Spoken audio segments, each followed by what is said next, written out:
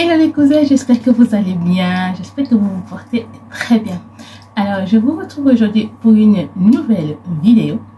C'est une petite vidéo où je vais vous parler un petit peu de la collaboration que j'ai eu à faire avec d'autres youtubeuses couture. Je vous mettrai juste ici au-dessus chaque page, comme ça vous aurez facile à voir un petit peu celle avec qui j'ai fait cette collaboration. Alors ici nous avons la chaîne de Pretty Hero. Je pense que tout le monde la connaît déjà, on ne la présente même plus. Pour ceux qui ne connaissent pas, je vous invite à aller voir sa page. Ensuite on a la chaîne de Boulot Style qui fait également aussi des jolis tutoriels sur sa page.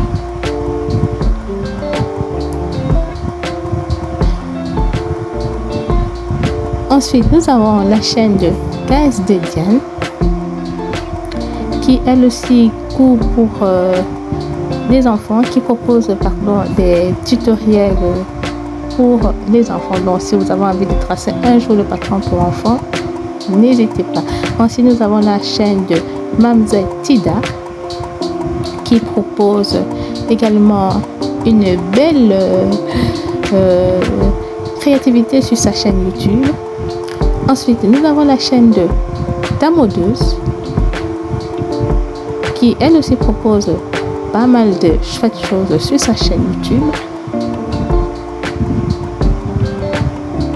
Ensuite, nous avons la chaîne de Clé Alice,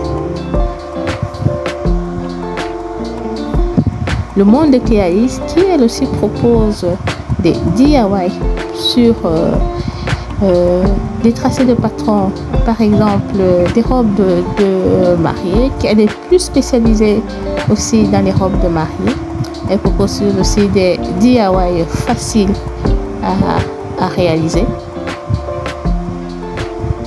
Donc elle est vraiment très pointilleuse sur le tracé du patron. Ensuite nous avons la chaîne de Atelier de Vicky Mode qui propose aussi pas mal de chouettes choses sur sa chaîne YouTube, telles que des astuces, des robes de soirée. Bref, je vous invite à aller regarder aussi sa chaîne et de vous abonner si ce n'est pas encore été fait. Avant de faire donc la collaboration, nous avons eu à discuter un petit peu avant et nous avons opté pour un accessoire. Donc on pouvait faire un accessoire ou alors un vêtement ou alors les deux. Pour ma part, j'ai choisi de réaliser un accessoire, donc je vous montrerai par après l'accessoire que j'ai eu à réaliser. C'est un challenge que nous avons eu à faire ensemble. D'ailleurs, comme je vous disais, je vous invite massivement à aller jeter un œil sur chaque chaîne, d'accord? Ensuite, de vous abonner si cela n'a pas encore été fait et par la même occasion de voir les réalisations de chacune d'elles. D'accord?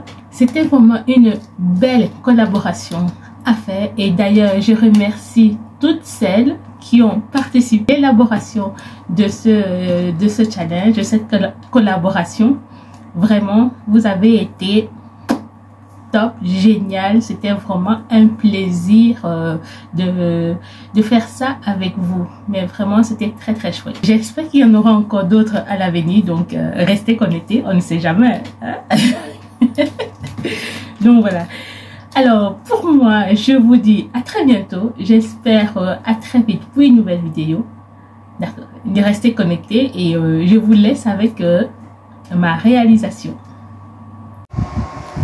Alors, après avoir tracé mon patron, j'ai choisi de travailler mon accessoire sur deux matières différentes. Donc, une partie en wax et une partie en simili-cuir.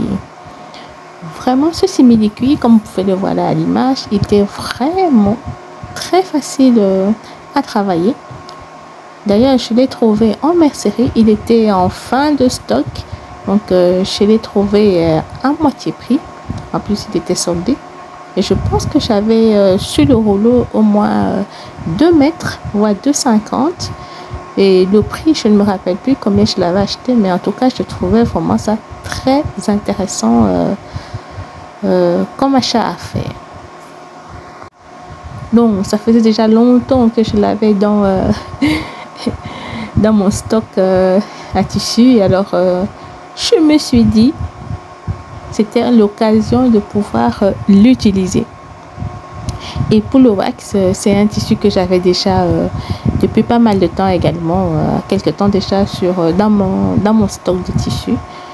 Donc, je trouvais que les deux ensemble matchaient trop bien, quoi. Donc, voilà, je me suis empressée de couper mes patrons et de passer à la réalisation de mon accessoire. Alors, niveau difficulté, je n'ai pas eu vraiment de difficulté à réaliser ce sac parce que non seulement ça, mon tissu simili-cuit, il était vraiment très doux, très souple à travailler, et sur l'envers, il y avait comme cette espèce de duvet. Donc, je n'ai pas eu à utiliser un pied de biche spécial, dans le pied téflon qui est généralement conseillé pour coudre du simili-cuir. Voilà, donc il était tellement souple que j'ai dû le thermocoller parce que sinon ça n'aurait pas été ça n'aurait pas donné l'effet que je souhaite au sac, quoi.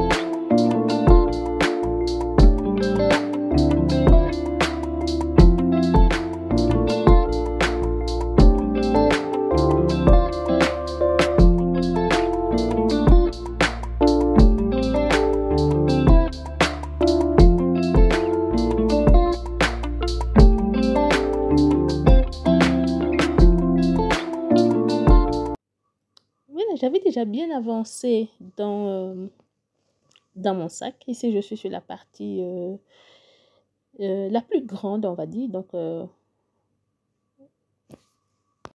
la pose de la fermeture éclair. La fermeture éclair que j'ai utilisée ici, c'est une fermeture éclair au mètre. Donc, c'est plus facile pour moi de pouvoir, parce que ça coûte moins cher finalement que d'acheter une longue fermeture éclair directement. Enfin, c'est mon avis. Voilà, une fois que c'est fait, je vais prendre maintenant les grandes pièces. D'abord là, je vais surpiquer. Une fois que ça sera fait, je vais ouvrir légèrement ma fermeture éclair.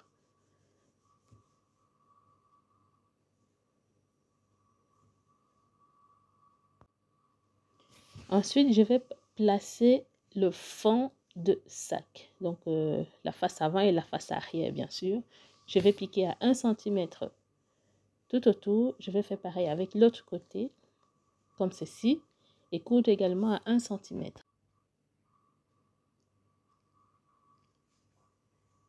Voilà, une fois que ça sera fait, je vais couper un petit peu les bords pour réduire un petit peu la couture. Et ensuite, je vais mettre un biais pour finir le sac.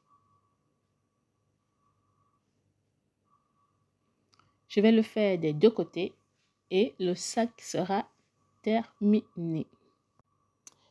Et voilà, j'espère que ce mini vlog, mini tuto vous a plu. Si c'est laissez-moi des pouces bleus, laissez-moi des commentaires. Ça me fait toujours plaisir de vous lire. Et dites-moi ce que vous en pensez du résultat. Quant à moi, je vous dis à très bientôt pour une nouvelle vidéo. Ciao, ciao!